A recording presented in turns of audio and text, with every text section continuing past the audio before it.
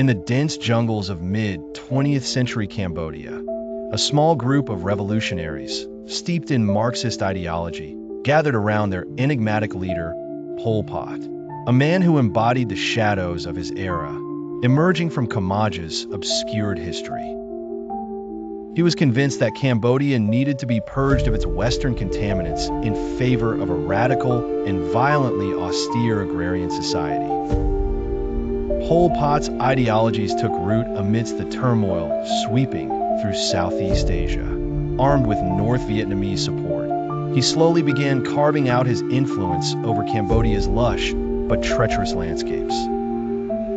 By 1970, his forces seized control of vast swathes of the nation's territory, becoming a formidable rogue state puppet stringed secretly yet fiercely to the communist spirit fueling the region's anti-Western sentiment.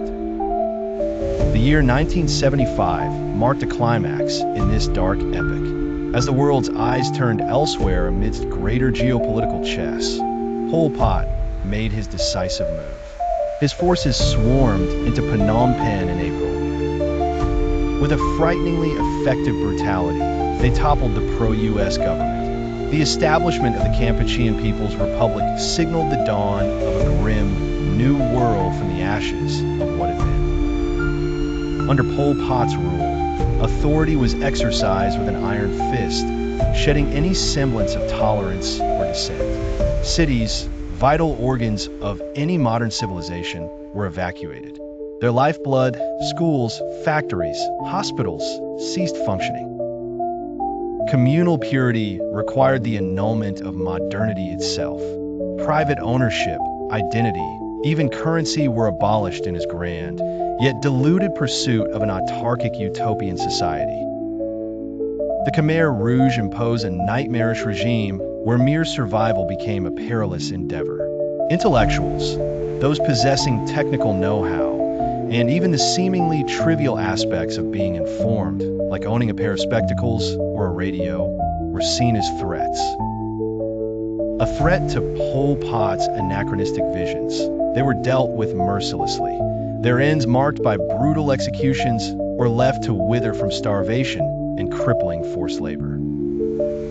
From 1975 to 1978, the experiment in absolute subjugation was fiercely exacted. The toll was catastrophic. As many as 2 million Cambodians perished in what would be one of the 20th century's most harrowing genocides. Villages became graveyards, and rivers ran darker under the weight of a ravaged humanity. The pursuit of annihilating societies' supposed corruption birthed an empire of bones. The world that Pol Pot envisioned was a phantom that could not withstand the boundaries of reality. The seeds of revolution he once nurtured turned rotten, but not before leaving a legacy soaked in the blood and tears of a generation.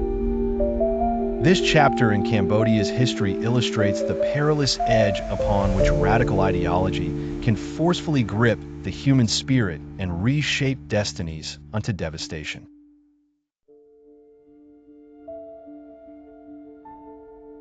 In the late 1970s, Southeast Asia was shrouded in turmoil and tragedy. The reign of the Khmer Rouge, led by the infamous Pol Pot, had plunged Cambodia into a dark age marked by barbarity and bloodshed. Though not visible on the surface, the fear and hopelessness permeated every facet of Cambodian life.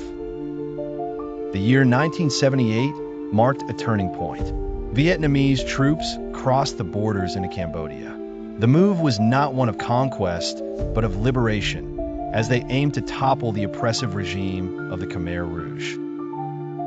The iron fist of Pol Pot's radical ideology was loosened, displacing their leadership and sending them retreating into the dense and remote jungles that had always been their fortress.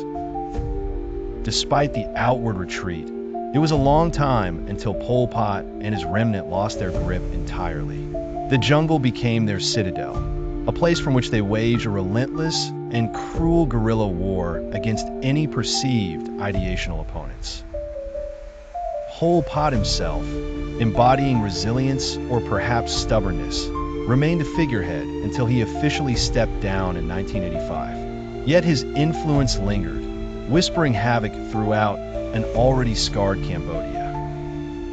A twisted twist in the narrative came in 1997. In a moment of ironic justice, or perhaps injustice, Pol Pot was tried by his own faction.